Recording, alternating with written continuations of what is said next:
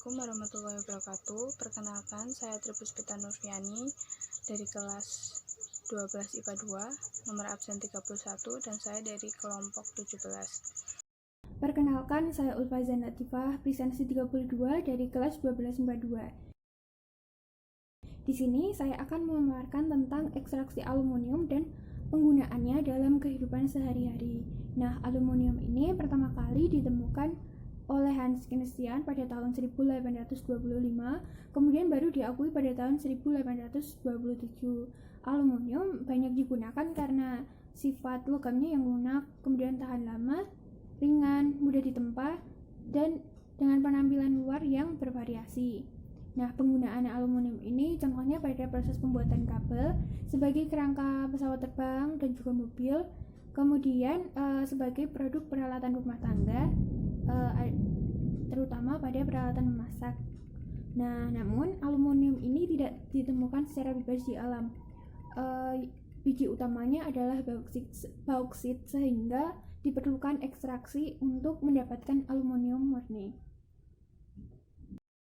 Proses pembuatan aluminium yang pertama adalah penambangan. Biji bauksit ditambang, kemudian dibersihkan. Nah, biji bauksit ini memiliki kadar aluminium sebesar 40-60%. Langkah selanjutnya adalah pemurnian aluminium menggunakan metode Bayer yang menghasilkan hasil akhir atau produk akhir berupa alumina. Lalu dilakukan peleburan. Nah, karena aluminium masih mengandung oksigen, maka dilakukan peleburan dengan proses reduksi elektrolit menggunakan metode Hart-Heroult. Nah, proses menggunakan metode Hart-Heroult-nya seperti ini. Yang pertama adalah aluminium oksida atau alumina dilarutkan dalam lelehan krolit dalam sebuah bejana yang dilapisi karbon atau grafit sebagai katodenya. Kemudian bagian luar bejana adalah baja yang fungsinya adalah mengatasi temperatur yang tinggi. Nah, digunakan pula batang grafit atau karbon sebagai anoda. Selanjutnya adalah aliran listrik diberikan pada katode dan anoda. Pada proses ini, arus listrik yang digunakan adalah arus listrik searah sebesar 50-150 kA dan pada suhu 950 derajat Celcius. Nah, arus listrik ini akan mengelektrolisa alumina menjadi ion aluminium dan ion oksida.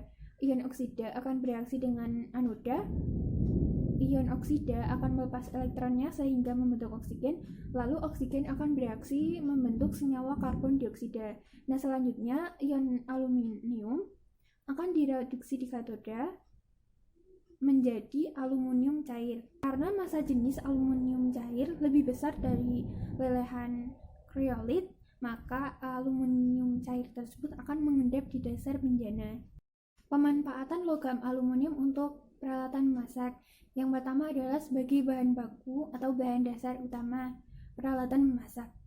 Karena sifatnya yang mudah didapat, kemudian harga yang lebih murah, lebih terjangkau, dan bobot yang ringan serta titik didih yang tinggi, mudah ditempa dan dapat mengantarkan panas, juga tahan akan karat, aluminium dipilih. Nah, contohnya adalah pada berbagai macam ketel, panci, wajan, kukusan, oven, panggangan, dan cetakan kue. Yang kedua adalah menghilangkan karat.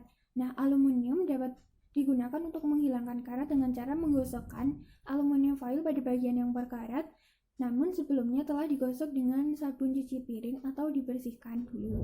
Nah, yang selanjutnya adalah dapat membersihkan noda panggangan, juga dapat mengasah pisau yang tumpul. Dampak aluminium pada kesehatan. Panas dari suhu yang tinggi akan membuat makanan menyerap logam yang terkandung pada aluminium foil. Nah, jika terakumulasi di otak serta jaringan lain, maka paparan logam tersebut akan membuat kita beresiko tinggi terkena berbagai macam penyakit. Beberapa diantaranya adalah mempengaruhi sel otak. Kemudian ada penyakit ginjal, liver, penyakit tulang, dan gangguan tremor, serta dapat menyebabkan kanker usus. Demikian dari saya, terima kasih. Saya akan mempresentasikan proses ekstraksi, aplikasi unsur, dan senyawa silikon dalam kehidupan sehari-hari, dan dampak pemanfaatan unsur. Silikon merupakan unsur kedua paling berlimpah di bumi setelah oksigen, yaitu mencakup 25,7% dari kandungan kerak bumi dan merupakan unsur terbanyak kedua setelah oksigen. Silikon tidak ditemukan bebas di alam, tetapi muncul sebagian besar di kulit bumi dalam bentuk silikat dan silikon dioksida atau silika. Bentuk silikon dioksida dapat ditemukan pada pasir, kuarsa, dan serbuk batuan. Meski jumlah senyawa silikat banyak di alam, namun pengambilan silikon dan senyawa silikat cukup sulit. Karenanya, silikon diekstraksi dari senyawa oksida atau silika dan sulfidanya dengan metode reduksi. Metode ini terdapat 7 tahapan.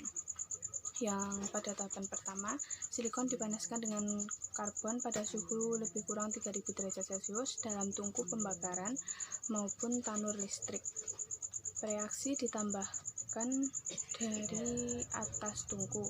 Pada tahapan kedua, lelehan silikon yang dihasilkan akan dikeluarkan dari bawah tungku dan akan membentuk padatan silikon yang dihasilkan cukup murni dan dapat digunakan antara lain untuk pembuatan paduan dengan logam lain atau alloy. Pada tahapan ketiga, silikon dipanaskan dengan gas klorida. Pada tahapan keempat, lelehan SiCl selanjutnya akan dimurnikan dengan proses distilasi.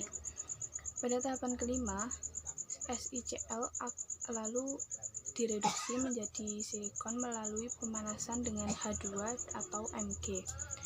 Tahapan keenam, produk reaksi dicuci dengan air panas atau dengan air yang sangat panas untuk memperoleh silikon. Pada tahapan ketujuh, dimurnikan dengan alat zone refining. Dalam alat ini, batangan silikon dilewatkan secara perlahan melalui alat pemanas pada zona pemanasan. Batangan silikon tersebut akan meleleh ketika daerah lelehan yang tidak murni telah sampai ke ujung, maka ujung ini akan dibiarkan membentuk padatan sebelum dipotong. Penggunaan penting dari silikon adalah dalam pembuatan transistor, chips, komputer, dan sel surya. Untuk tujuan itu diperlukan silikon ultra murni. Silikon juga digunakan dalam berbagai jenis alise dengan besi atau baja, sedangkan senyawa silikon digunakan dalam industri. Silika dan silikat digunakan untuk membuat gelas, keramik, porselin, dan semen.